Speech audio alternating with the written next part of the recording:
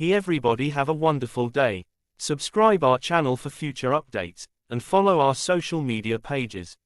In this video talk about Canon EOS R100 review. In my line of work, a lot of cameras cross my path. Like any good tools, they only do their best work when they match the specific tasks for which they were intended. It seems that lately, the majority of cameras I've looked at have been fairly pricey devices, so I was happy to get to review a new affordable entry onto the market. And of course, I don't have expectations that it will compete with higher-end products, but can the $479 EOS R100 even do what it was designed to? Canon EOS R100, how it handles.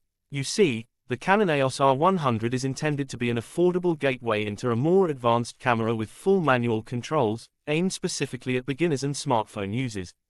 It's very compact and lightweight, weighing in at only 12.5 ounces, 355 grams, yet I do like that it has a decent grip given its smaller dimensions. However, everything about this camera seems to be shaved down for size and weight, including, unfortunately, controls and useful features.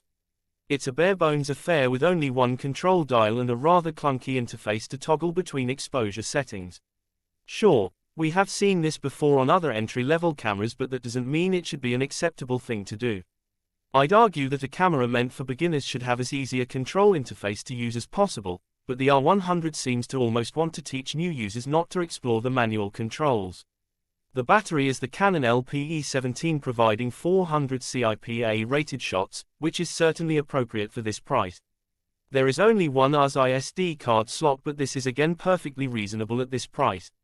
One major failing, however, is the complete lack of any USB charging. Certainly, if you want to win over the smartphone user of today, the camera should be as convenient as possible, and Canon's choice here is in contrast to that. Make space in your camera bag for the charging unit. You're going to need it. Moving the autofocus box around the screen is done with the directional control pad or, alternatively, many turns of the control dial to scroll around the composition. I certainly don't mind a simple interface, but I can't help but feel quite limited with the R100. And that is partly due to one of the most egregious omissions. If you want a camera to be accessible to smartphone users, it needs to have a usable touchscreen interface. Furthermore, a touchscreen interface would help overcome some of the major handling issues like moving the autofocus point around or selecting which exposure value to change. Sadly, the Canon EOS R100 doesn't have one. Canon EOS R100, out in the field. The Canon R100 has the excellent eye detect algorithms that most modern cameras have, and it works quite well for casual portraits and family shots. Missing though are the more advanced subject detection modes such as animals or vehicles, but I understand when trying to keep the price down some things have to be left out. There is no tracking focus beyond people's faces and eyes, but the classic single point box or zone still works fine. When it comes to displays, I again expect to see some reduced numbers to keep the cost down. We have a 2.36 million EVF, which is par for the course.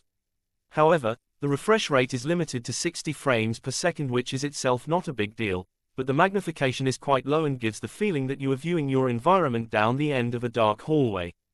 The back LCD panel is fixed in place, it doesn't tilt out or rotate in any way, and is just over 1 million dots in resolution and, as I mentioned before, it lacks any touchscreen capability.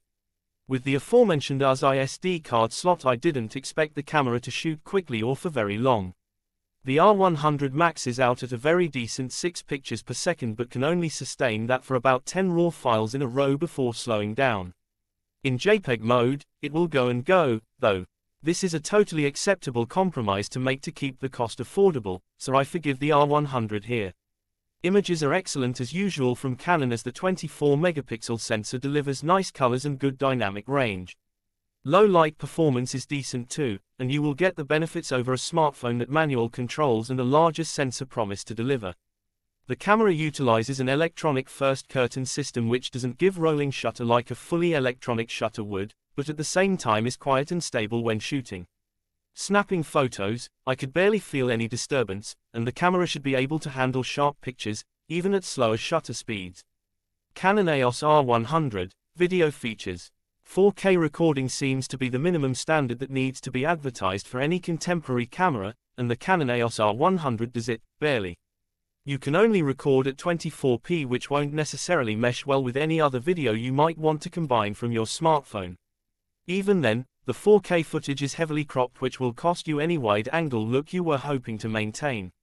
The autofocus in 4K 24p can't make use of the R100 dual-pixel AF system, so unfortunately your subjects tend to drift in and out of focus as the camera struggles to track them without it. Dropping down to 1080p Full HD recording unlocks 24p and 30p record modes, and the dual-pixel AF kicks in, giving way better AF performance. But that is a significant resolution reduction versus what is common in smartphones today, which feels out of place for a dedicated camera. Coming from a smartphone, you are definitely getting better photos with the R100, but there is no compelling reason to also use it for video. Canon EOS R100, it feels like using an old camera. Using the R100 felt like going a few steps backward in camera technology. Yes, it's simple in its intention and design, but maybe a little too simple. Canon does provide a fantastic line of full-frame RF lenses, but given the intention to keep the price low, it doesn't make much sense to pay for them.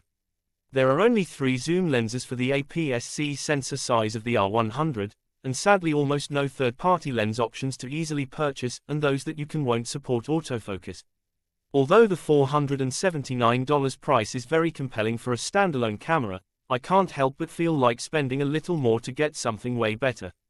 Even significantly older cameras than the R100 outperform it. I don't think I would recommend this camera to many people unless the budget had to remain absolutely fixed at sub-$500.